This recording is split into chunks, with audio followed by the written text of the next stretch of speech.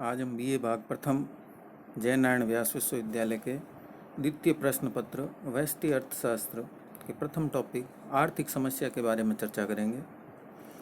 आर्थिक समस्या को हम चयन की समस्या भी कहते हैं या चुनाव की समस्या भी कहते हैं।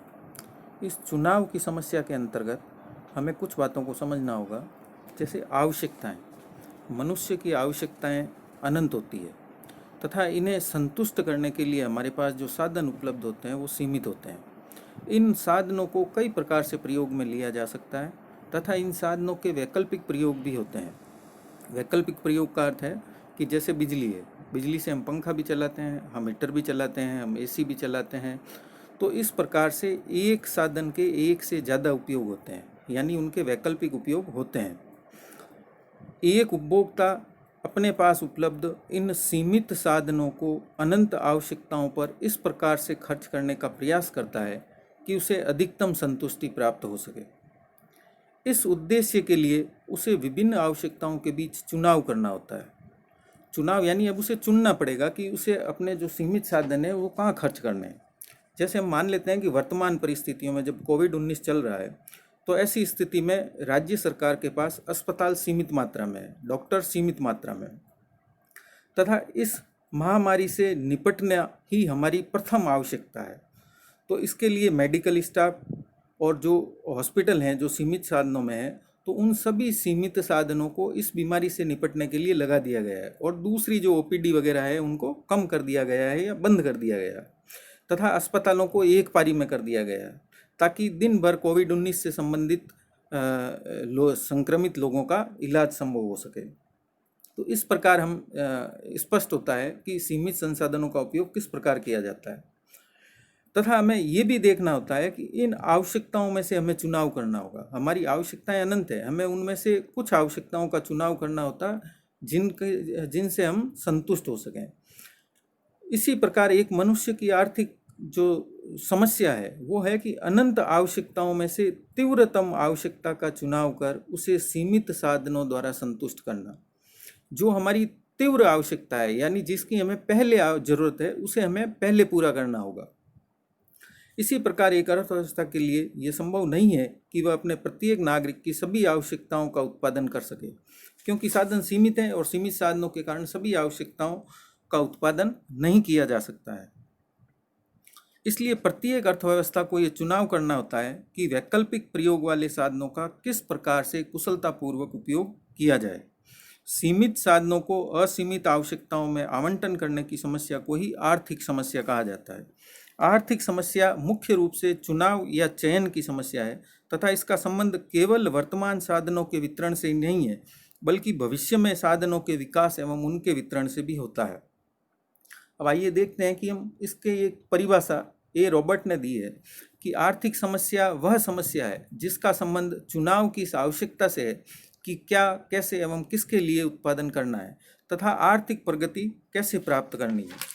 तो रॉबर्ट ए की जो परिभाषा है, इस परिभाषा से हमें ये पता चलता है कि जो हमारे सीमित साधन है उन सीमित साधनों से हमें यह तय करना है कि हमें उत्पादन क्या करना है, उत्पादन को कैसे करना है तथा उत्पादन किन के लिए किया जा रहा है।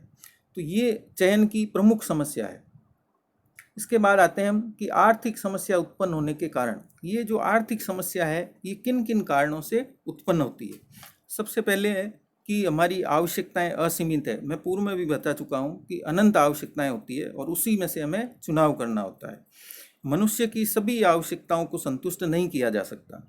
आवश्यकताएं बढ़ती एवं बदलती रहती है। कुछ आवश्यकताएं संतुष्ट करने के बाद पुनः महसूस होने लगती है, जैसे सुबह खाना खाने के बाद फिर दोपहर को भूख लगती है, दोपहर का खाना खाने के बाद फिर शाम को भूख लगती है, तथा इनकी तीव्रता में भी भिन्नता पाई जाती है। कभी ये तेज होती है, कभी ये कम होती है। प्यास हमें कभी बहुत ही तेज लगती है, कभी हमें प्यास कम लगती है। दूसरा जो कारण है वो है सीमित साधन या दुर्लभ साधन।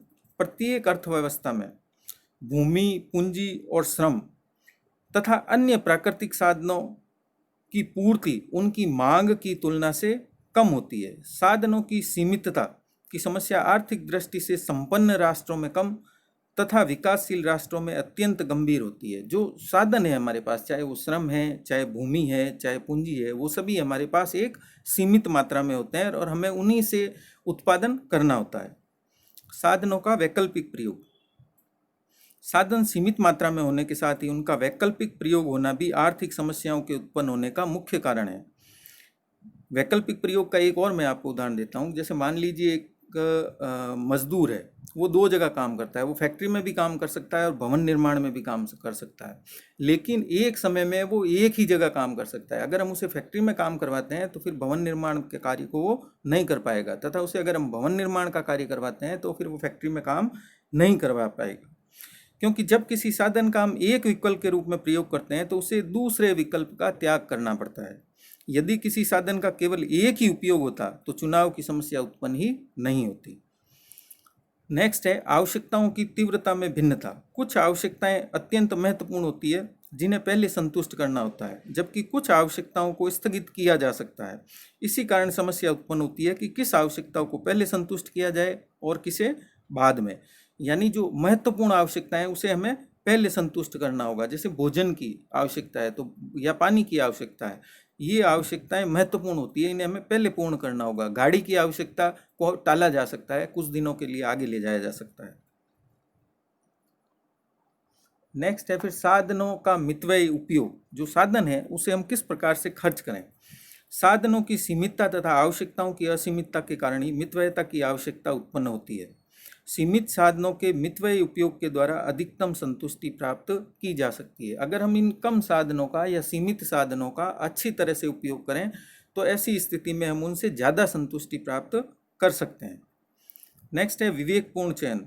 दुर्लभ साधनों का असीमित आवश्यकताओं के साथ समायोजन करके अधिकतम आर्थिक कल्याण को प्राप्त किया जा सकता है। यानी हमारे जो दुर्लभ साधन है, हमारे पास जो कम साधन है, उनको असीमित आवश्यकताओं के साथ हमें समायोजन करना होगा, तभी हम आर्थिक कल्याण को अधिक प्राप्त कर पाएंगे। नेक्स्ट है आर्थिक विकास एवं वृद्धि। वर्तमान में साधनों के उपयोग संबंधी निर्णय भविष्य के आर्थिक विकास एवं वृद्धि को प्रभावित करते हैं। वैकल्पिक उपयोग वाले सीमित साधनों के सर्वश्रेष्ठ उपयोग से ही अधिकतम की अवधारणा को पूर्ण किया जा सकता है।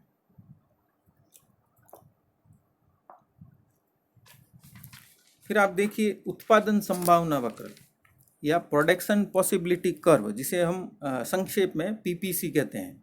पीपीसी एक ऐसा वक्र है जो दो वस्तुओं के उन विभिन्न संयोगों को बतलाता है जो साधनों की एक दी हुई मात्रा के पूर्ण तथा कुशल प्रयोग द्वारा उत्पादन तकनीक की एक निश्चित दी हुई स्थिति में प्राप्त किए जा सकते हैं। यानी अगर हम सभी वस्तुओं को, आवश्यक वस्तुओं को दो भागों में बांट लें तो उन दो वस्तुओं के साथ साधनों के संयोग को वो व्यक्त करेगा कि साधनों का प्रयोग करके एक राष्ट्र कितना उत्पादन कर सकता है। इसको हम एक टेबल के माध्यम से समझ सकते हैं। आप इस सारणी को देखिए। सारणी में उत्पादन संभावनाएं दी हुई है, ए बी सी डी और ई। एक्स वस्तु और वाई वस्तु, दो वस्तुएं दी हुई है। यदि हम हमारे सभी साधनों का उपयोग करते हैं और ए संभावनाओं को चुनते हैं तो ऐसी स्थिति में एक्स वस्तु का उत्पादन 0 होगा तथा वाई वस्तु का उत्पादन 10,000 टन होगा। इसी प्रकार अगर हम बी संभावना को चुनते हैं तो एक्स वस्तु का उत्पादन 1,000 टन और वाई वस्तु का उत्पादन 9,000 टन होगा। सी उत्पादन संभावनाओं का चयन करते हैं तो अब हम एक्स वस्तु के 2,000 टन और वाई वस्तु का 7,000 टन उत्पादन कर सकते हैं। अगर हम डी संभावना को चुनते हैं तो एक्स वस्तु का उत्पादन 3,000 टन और वाई वस्तु का उत्पादन 5,000 टन कर सकते हैं। तथा यदि हम ई संभावना का चयन करते हैं तो एक्स वस्तु का 4,000 टन उत्पादन किया जा सकता है, लेकिन वाई वस्तु का उत्पादन 0,000 टन हो जाएगा। इसी को, सारणी को अगर हम रेखा चित्र पर देखें तो ये जो रेखा चित्र आपके सामने है, इसमें आपको दिखाई दे रहा होगा कि एक तरफ ओ एक्स अक्ष पर एक्स वस्तु ली गई है और ओ वाई अक्ष पर वाई वस्तु। यह हमें उसी सारणी को व्यक्त करता है कि जब ए पॉइंट, ये देखिए जो 10 के पास जहाँ टच कर रहा है, यह है ए पॉइंट।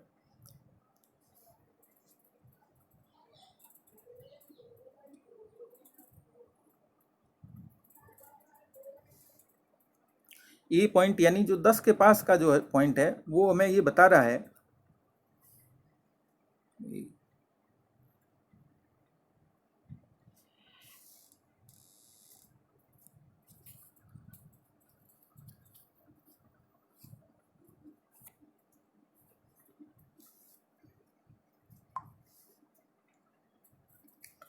ये जो 10 के पास ये कर्व टच कर रहा है, तो इसका मतलब ये है कि यहाँ y वस्तु का उत्पादन कितना हो रहा है, 0। x वस्तु का उत्पादन 0 और y वस्तु का उत्पादन हो रहा है 10। इसी प्रकार से 9 पर देखिए, जहाँ पर 9 है यहाँ नीचे x वस्तु पर 1 इकाई है, यानी x वस्तु का उत्पादन 1000 टन होगा तो y वस्तु का उत्पादन 9000 टन होगा। और इसी प्रकार से अगर हम नीचे आ जाते हैं तो आप देखिए, जब y वस्तु का उत्पादन 5000 टन हो रहा है तब x वस्तु का उत्पादन 3000 टन हो रहा है। और इसी प्रकार जब हम x वस्तु का उत्पादन 4000 टन कर रहे हैं तो y वस्तु का उत्पादन 0 हो जाता है। ये प्रोडक्शन पॉसिबिलिटी कर्व हमें ये बताता है कि हम हमारे समस्त साधनों का उपयोग करके अधिकतम कितना उत्पादन कर सकते हैं। तो ये जो 10 से लेकर के और 4 तक जो टच कर रहा है, ये प्रोडक्शन पॉसिबिलिटी कर्व एरो से दिखाया गया है। ये उत्पादन की अधिकतम सीमा को व्यक्त करता है कि एक राष्ट्र अपने समस्त साधनों का उपयोग करके कितना उत्पादन कर सकता है। यहाँ 2 वस्तुएं ली गई है। इन 2 वस्तुओं को हम इस प्रकार भी समझ सकते हैं कि मान लीजिए x वस्तु खाद्यान्न वस्तु है तथा y वस्तु रक्षा संबंधी वस्तु है। यदि किसी राष्ट्र में शांति काल की स्थिति है तथा किसी प्रकार की युद्ध या असंतोष की स्थिति नहीं है, तो वह राष्ट्र खाद्यान्नों का उत्पादन यानी x वस्तु का उत्पादन ज़्यादा करेगा और y वस्तु का उत्पादन कम करेगा। यदि युद्ध की या अशांति की स्थिति है तो ऐसी स्थिति में y वस्तु या रक्षा संबंधी सामग्री का उत्पादन ज़्यादा किया जाएगा तो x वस्तु का उत्पादन घटाना पड़ेगा। यह उत्पादन संभावना वक्र हमें उत्पादन की अधिकतम संभावनाओं को व्यक्त करता है। धन्यवाद।